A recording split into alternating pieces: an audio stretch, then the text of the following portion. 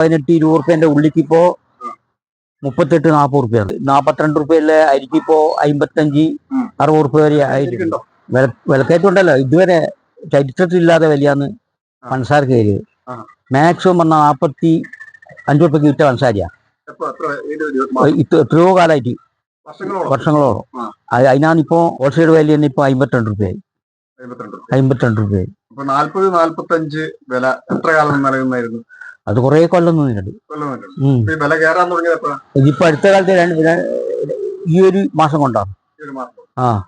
പിന്നെ വേറെ ഏതെങ്കിലും സാധനങ്ങൾ?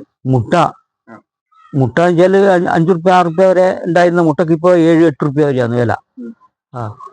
പച്ചക്കറി അതുപോലെ 18-20 ഉള്ളിക്ക് ഇപ്പോ 38-40 സാധനം എന്ന് വെച്ചാൽ 42 അരിക്ക് ഇപ്പോ 55-60 വരെ ആയിട്ടുണ്ട്. അതിപ്പോ 100-110 വാങ്ങിയ പുളിയല്ലോ ഇപ്പോ 200-220 വിൽക്കണ്ട. വിലയുള്ളത് താഴോട്ടില്ല. 300 ഉണ്ടായിരുന്ന മുളകിന് ഇപ്പൊ 400 ഉണക്കമുളക്. അതുപോലെ ബിരിയാണി അരി ആയാലും പമ്പിച്ച വിലക്കയറ്റാ. അപ്പോ നമ്മൾ അധികം ഇറക്കുമതിനെ ആശ്രയിച്ചിട്ടാന്നാ പറയുന്നത്. അപ്പൊ അത് ഗവൺമെന്റിന്റെ ഇടപെടൽ ഉണ്ടായിട്ടുണ്ടെന്ന് തോന്നുന്നു. ഇടപെടൽ ഉണ്ടായിട്ടുണ്ടെങ്കിൽ ഇപ്പൊ ഇങ്ങനെ ഉണ്ടാവില്ലല്ലോ.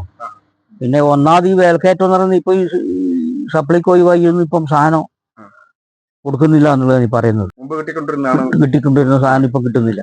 അതുകൊണ്ടാണ് ഇങ്ങനെ വില കയറ്റുന്നതാണ് പലരുടെയും അഭിപ്രായം. അപ്പൊ അതുണ്ടെങ്കിൽ ഒരു പരിധി വരെ പിടിച്ചിക്കാൻ കഴിയായിരുന്നു. ഗവൺമെന്റിന്റെ അടിയന്തര ഇടപെടൽ ഉണ്ടാവണം.